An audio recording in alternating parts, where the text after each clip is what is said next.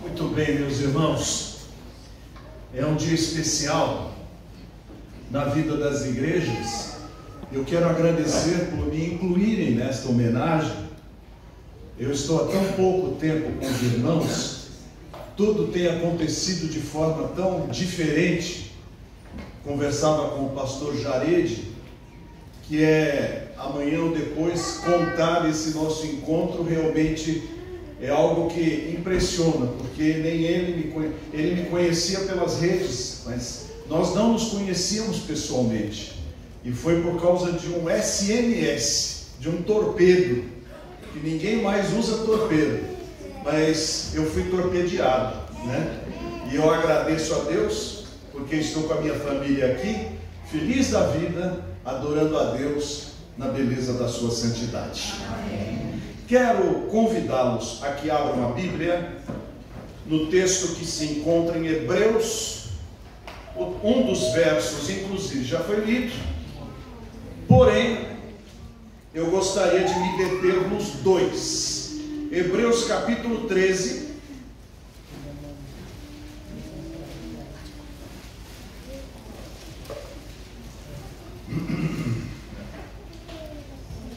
são dois versículos. O primeiro deles é o versículo de número 7.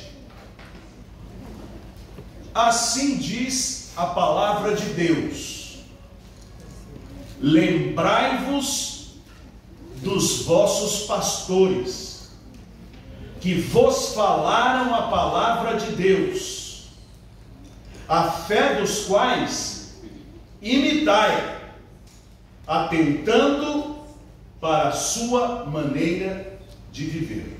E o segundo verso está nesse capítulo mesmo, versículo 17: obedecei a vossos pastores e sujeitai-vos a eles, porque velam por vossas almas, como aqueles que hão de dar conta delas, para que o façam com alegria e não gemendo, porque isso não vos seria útil.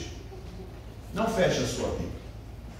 Santo Deus, que o teu Santo Espírito bendito, que habita em nossos corações, cuja espada é a Bíblia, fale agora a nossa alma de tal maneira que compreendamos qual seja a boa, agradável e perfeita vontade do Senhor.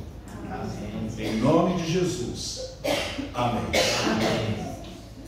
O primeiro verso nos dá uma ordem. Primeiro, quem escreve? Não sabemos. Alguns optam por dizer que foi o apóstolo Paulo. No entanto, o texto não diz que foi o apóstolo Paulo. O grego usado no livro dos Hebreus é muito superior. É um grego rebuscado. Além do que, esse texto menciona uma série de coisas importantes de alguém que era muito versado na lei e que desenvolveu perfeito raciocínio a respeito disto. Alguns então indicam que Apolo tem escrito o texto de Hebreus, mas nós jamais saberemos aqui na terra. Alguns até dizem que foi uma mulher que escreveu, porque no final de 13 capítulos está escrito: resumidamente vos escrevi. Escreveu 13 capítulos e dizer que estava resumido. Então alguém fala, deve ser alguma irmã em Cristo que escreveu essa cartinha, né? Mas na verdade são apenas os instrumentos humanos para trazer a santa e perfeita e única palavra de Deus. Ela é inerrante, e eu sou daqueles que creem na inerrância da Bíblia, palavra por palavra. Eu creio na autoridade das Escrituras, ela não precisa ser atualizada. Nós recebemos o texto bíblico de dos 2 milênios da história da igreja. Hoje temos 3 manuscritos usados para as versões, por isso que algumas versões são diferentes das outras. O primeiro texto é este aqui, que é o texto chamado texto Receptus, que foi o texto que João Ferreira de Almeida usou na sua tradução. Foi o texto da King James, do rei Tiago, o texto dos reformadores, o texto que atravessou a idade medieval. Depois nós temos um segundo texto, que é o chamado texto crítico, feito com base em poucos manuscritos que foram encontrados numa biblioteca e ditos grandes textos, ignorando milhares de outros. Mas é o queridinho das editoras, das sociedades bíblicas, que hoje não, algumas delas, talvez a maioria, creia que a palavra de Deus deve ser aplicada com a chamada equivalência dinâmica, ou seja, o que está escrito tem que ser adaptado, e eu sou a moda antiga, que o que está escrito é o que está escrito, eu não preciso adaptar, eu só preciso explicar. Houve uma tribo de índios que não conhecia o que era uva, também não conhecia o que era o pão de trigo. Então uma certa versão resolveu ver o que é que eles comem em lugar do pão. Comem mandioca. E o que é que tem lá que é vermelha? E era uma frutinha.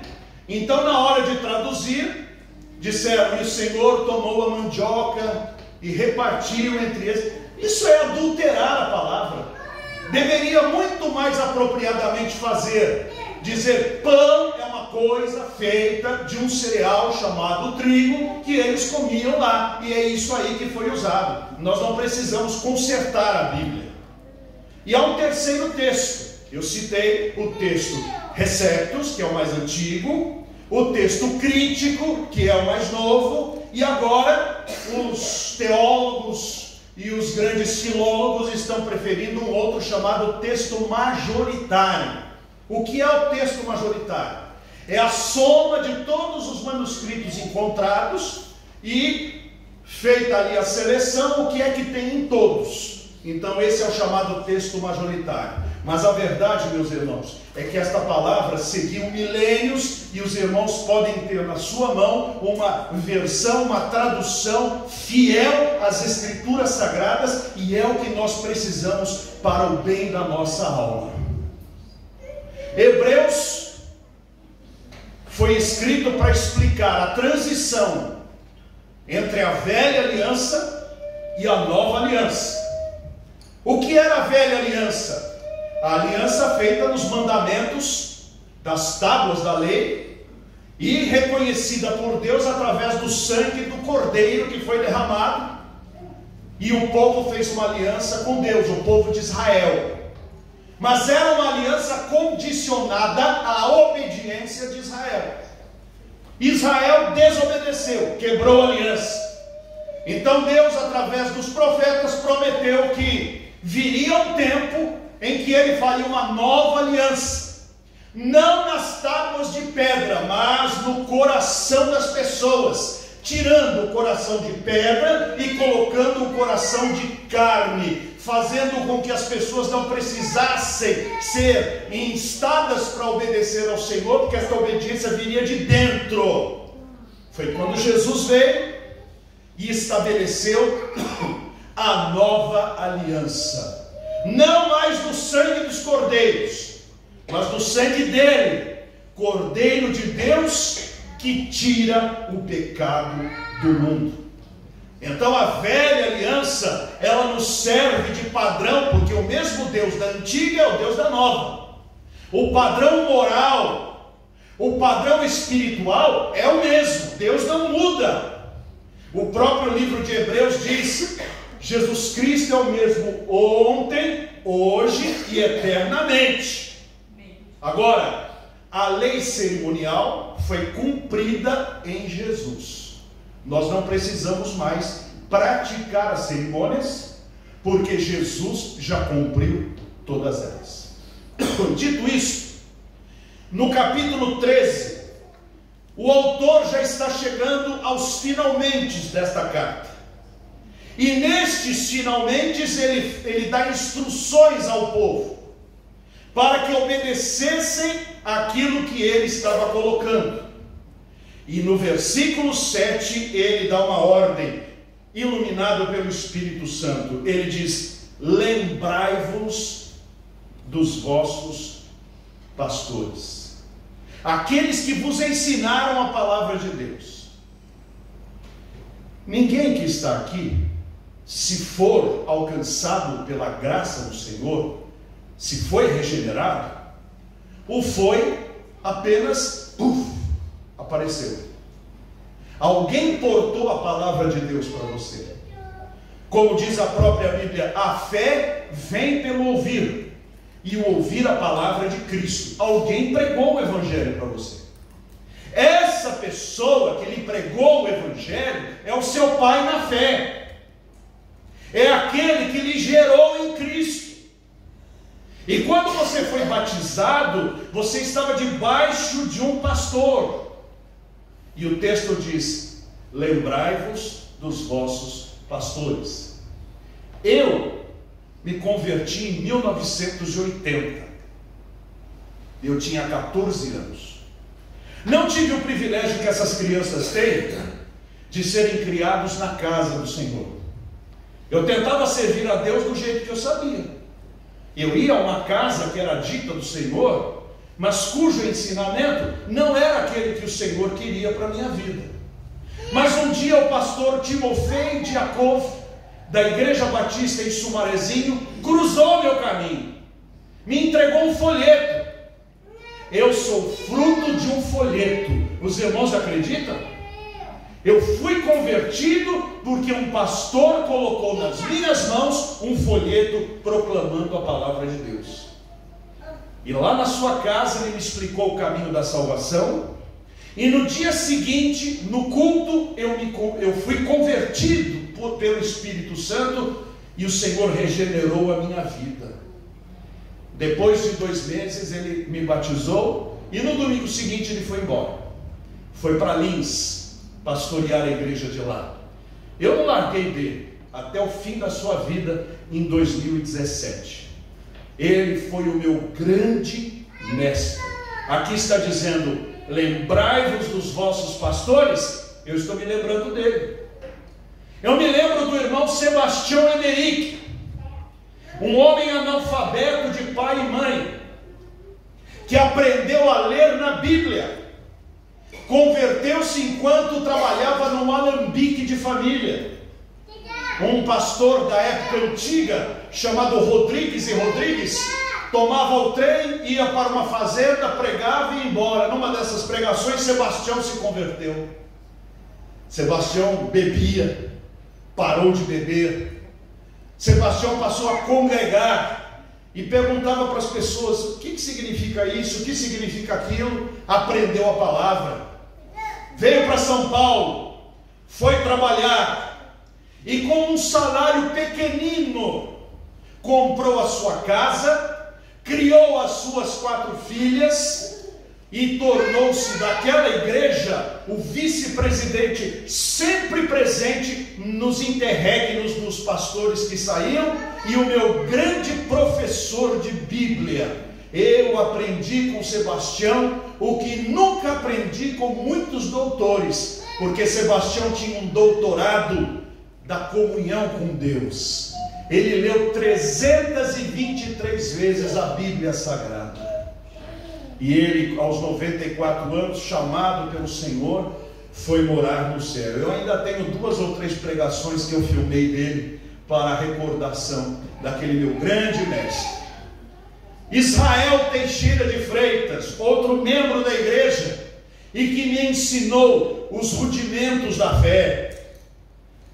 Depois, pastor Manuel Valdemur Pereira Correia, pastor por 2 anos. Com ele eu aprendi a ter fé. Certa feita, Manuel Valdemur, que tinha 10 filhos adotivos, e eu devo ter contado essa experiência aqui, eu acredito que sim ou não? Não entendi. Então eu reconto. Ele estava com os 10 filhos, mandou que colocasse os pratos à mesa, não tinha comida, e ele disse: Deus não nos ensinou a dar graças quando tem comida, Ele nos ensinou a dar graças até quando não tem comida. Então, uma senhora tocou a campainha nesta hora e disse assim: tire as coisas que estão no meu carro, porque eu estou sonhando com esta casa há um mês, e eu não sei quem vocês são, nem quero saber, eu só sei que no sonho está dito assim: leve uma compra boa para esta casa. Está aí a compra, era uma compra de um mês de comida. Eu aprendi a ter fé com esse pastor. Lembrai-vos dos vossos pastores. Pastor Karl Lachler, Felipe estuda na teológica, pergunta lá quem foi Karl Lachler. O homem da exposição bíblica.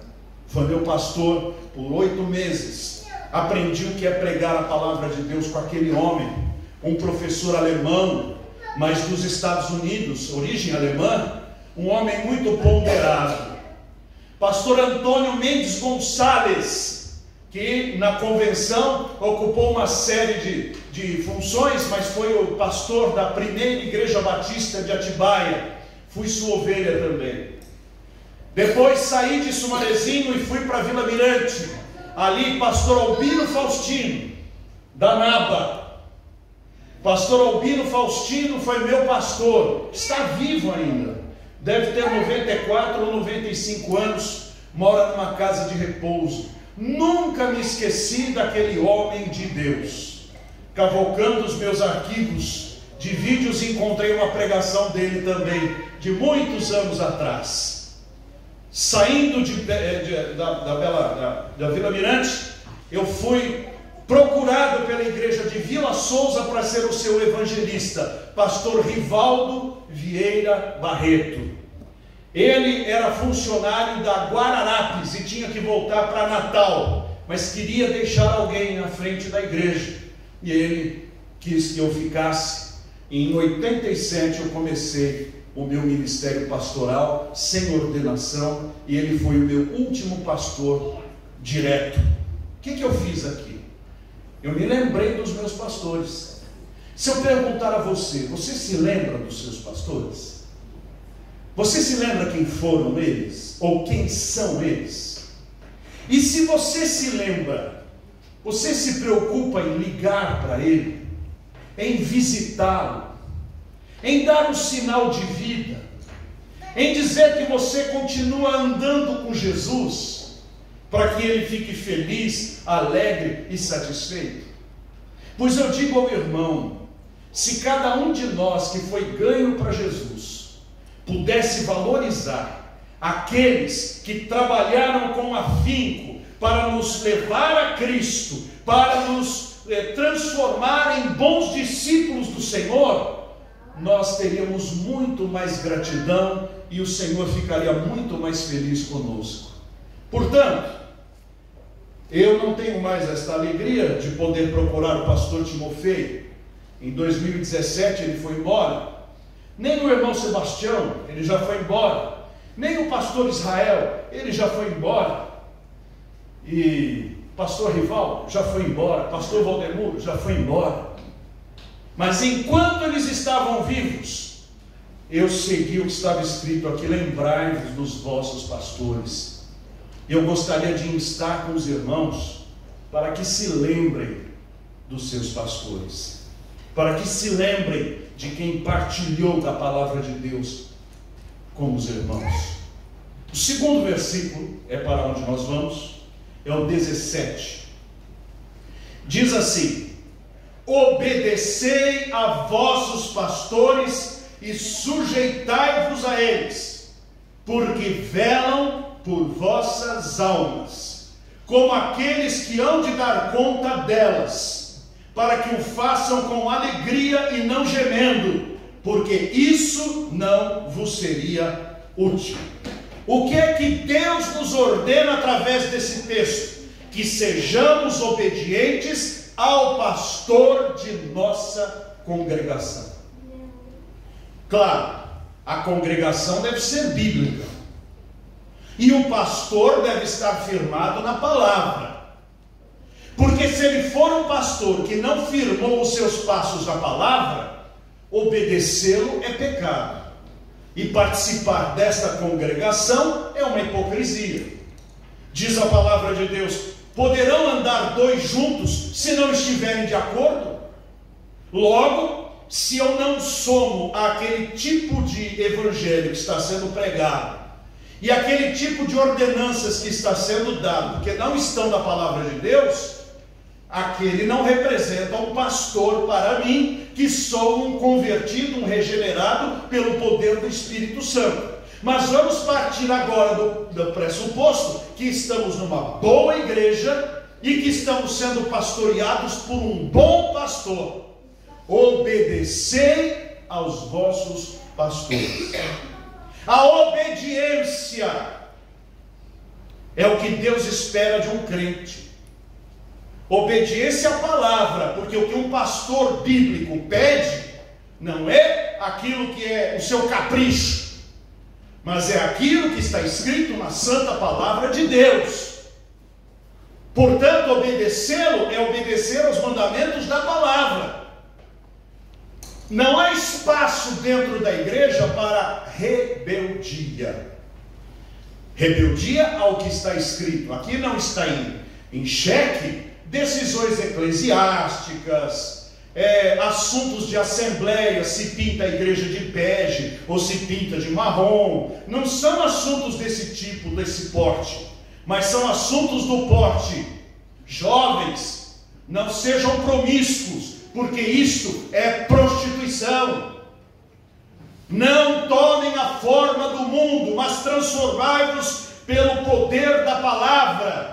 Ele, Jesus, deve ser o nosso exemplo, não o mundo. Maridos, amai as vossas esposas. Esposas, sede submissos aos vossos maridos. Sejamos honestos nos nossos negócios. Sejamos presentes na casa do Senhor. Oremos, venhamos ler a Bíblia o tempo todo, tenhamos comunhão uns com os outros, conselhos destes, palavras destas, orientações destas, que Deus quer que nós obedeçamos dos nossos pastores. Os meus filhos, às vezes, vêm com agrados quando desobedeceram alguma ordem. Então eu costumo dizer o que para eles? Hein, dona Ruth e seu Josué? Obedecer, fala mais alto. Eu falo para os dois falarem e a Maria que fala. Que é? Porque ela experimenta mais isso. Você falou também. Você também, rapaz. Obedecer é melhor do que sacrificar. O que um pai espera do seu filho é a obediência dele às coisas que ele colocou. Que tristeza aquele pai que emprestou o carro para o seu filho e disse: não corra. E o filho vai, corre, bate o carro e se mata. Que tristeza. Que tristeza aquela mãe que disse para sua filha: não vá dormir fora de casa. A moça vai, se perde moralmente e depois se suicida por causa dos seus problemas. Não, a obediência é a linguagem de Deus para o seu povo em relação ao seu pastor. Portanto, o seu pastor tem que, firmado na palavra, ter a voz de autoridade. No culto, nas coisas concernentes à casa de Deus, deve ele ter a primazia em dizer: isso sim, aquilo não. Porque um lugar onde todos mandam, ninguém manda. E num lugar onde todos mandam, nós tornamos o culto uma colcha de retalhos, e não um culto baseado no propósito, firmado na palavra e seguindo a doutrina bíblica da fé. Mas diz o texto que nós devemos obedecer aos nossos pastores, e ainda diz o seguinte: sujeitai-vos a eles, porque velam por vossas almas. Ué, mas o que significa isso? Eles velam pela minha alma? Eles eles vão responder pela minha alma, eles são meus intermediários diante de Deus. O texto continua dizendo assim: como aqueles que hão de dar conta delas, para que o façam com alegria e não gemendo, porque isso não vos seria útil. Agora entra a hermenêutica. Não pode significar que ele seja intermediário entre o irmão e Deus, porque a Bíblia diz que só há um intermediário, um mediador entre Deus e os homens. Quem é? Jesus Cristo, homem. Ele é o nosso mediador. Então, pastores não salvam, pastores não perdoam pecados, pastores não dão cobertura espiritual. Há muito ensino falso dizendo: olha, venha para cá que eu te dou cobertura espiritual. O pastor não lida nem com a vida dele, como ele vai dar cobertura para o outro? As coisas surgem assim, com bobagens. Eu te abençoo. Esta frase tomou ganho, agora então eu tenho poder para te abençoar.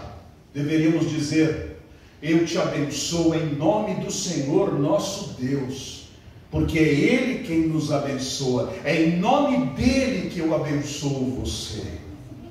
Nós não temos poder para dar cobertura. A minha cobertura quem dá é o Espírito Santo que mora em mim.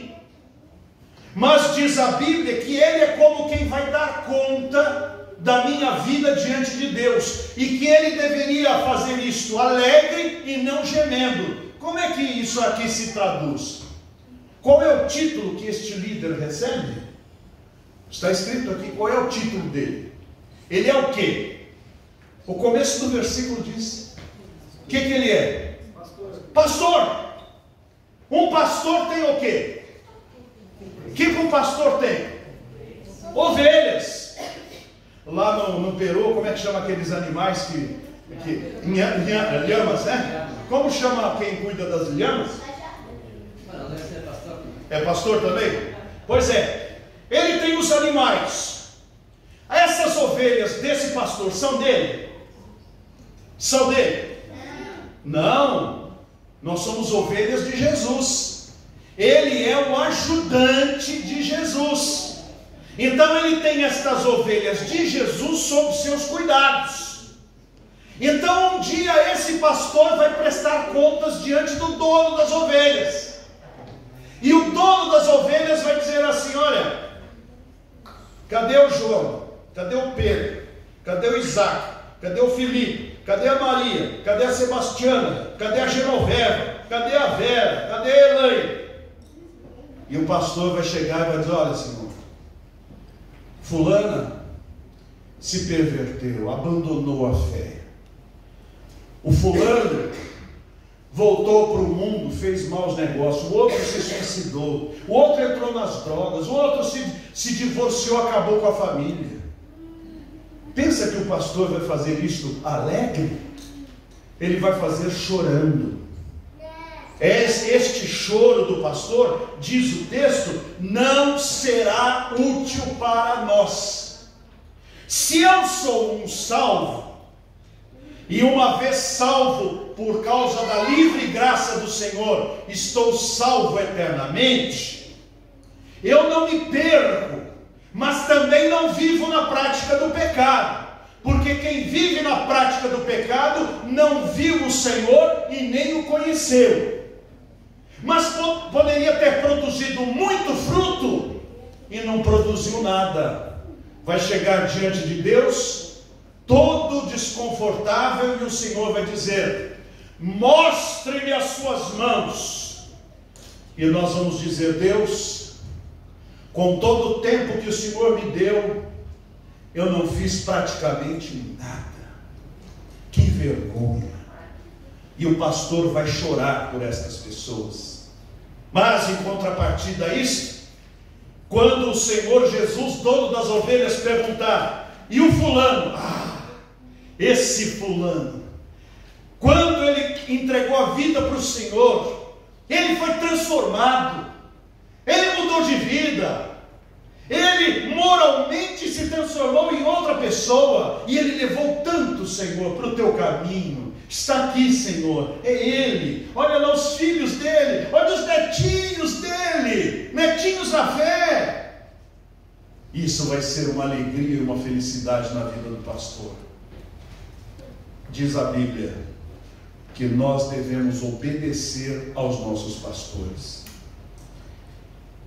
Há um gabinete aqui, gabinete pastoral. Eu não conheço a história desta igreja, mas as histórias se repetem. Quantas vezes nesse gabinete o pastor desta igreja deve ter chorado por causa da vida de determinadas pessoas, por causa do pecado de determinados casais, por causa da rebeldia de determinados crentes. É ali, no escondidinho, onde Deus consola o coração do pastor. Mas eu não quero ser alguém que gere tristeza no coração do pastor. Pelo contrário, eu quero que o meu pastor esteja feliz com a minha vida, por mais humilde e pequenininho que eu seja, porque por pequeno que eu seja, eu poderei fazer a minha parte e dar a Deus o que é de Deus. E o pastor vai olhar para mim e dizer assim: como eu me orgulho de você, como você me traz alegria. Quando eu penso em todos os problemas na igreja que eu tenho, eu me lembro de você, eu tenho uma alegria tão grande, uma felicidade tão profunda. E ele vai virar-se para o Senhor e dizer: bendito seja o teu nome, ó Pai, por esta vida preciosa que colocastes debaixo dos meus cuidados auxiliares. Muito obrigado. Que tipo de pessoa você quer ser? Da que gera choro ou da que gera alegria no coração do pastor?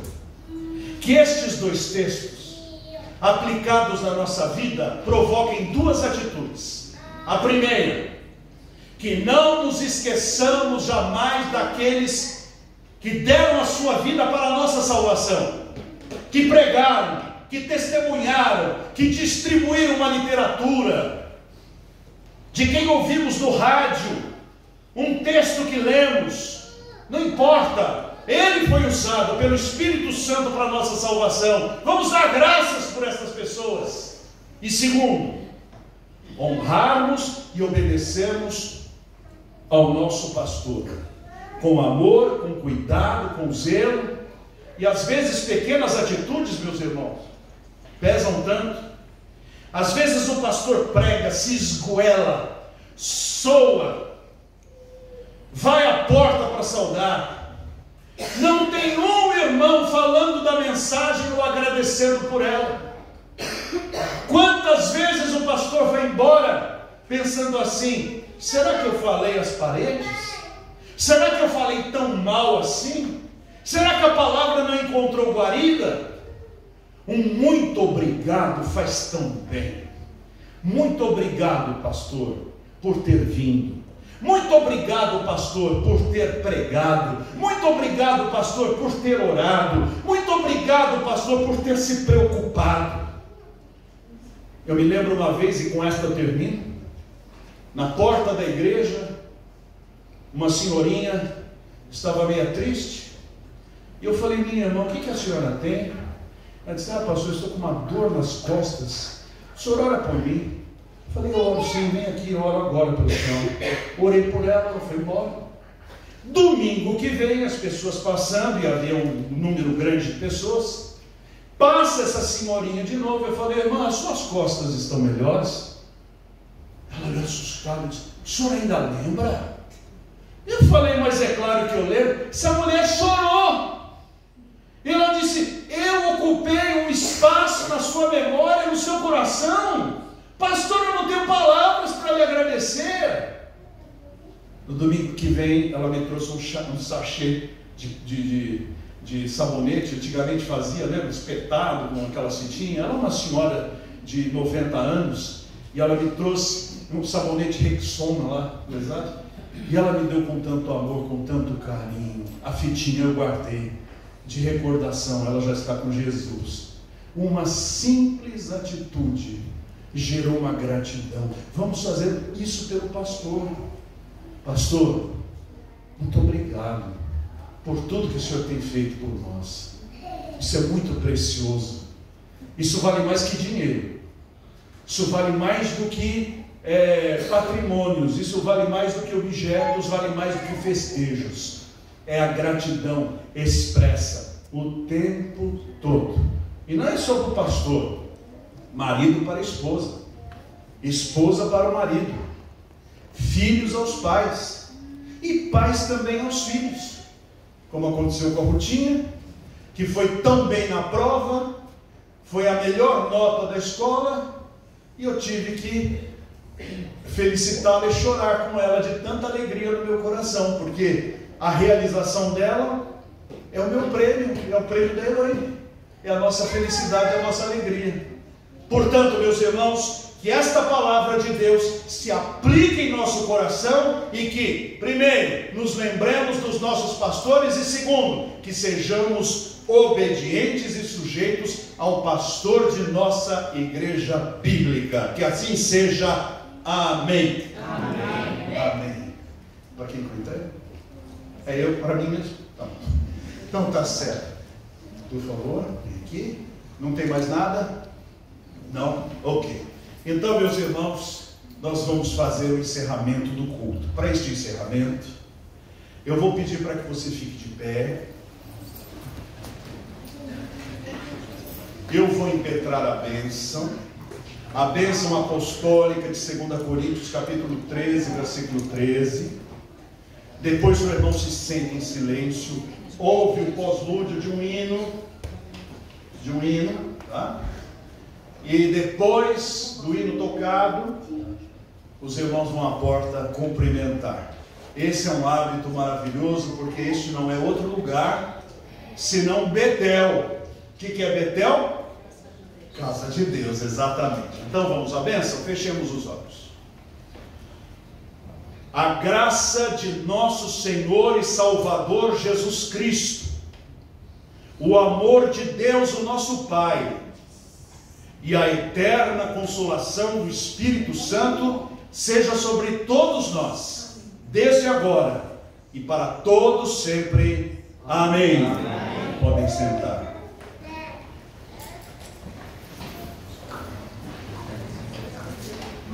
O piano está desligado, irmão.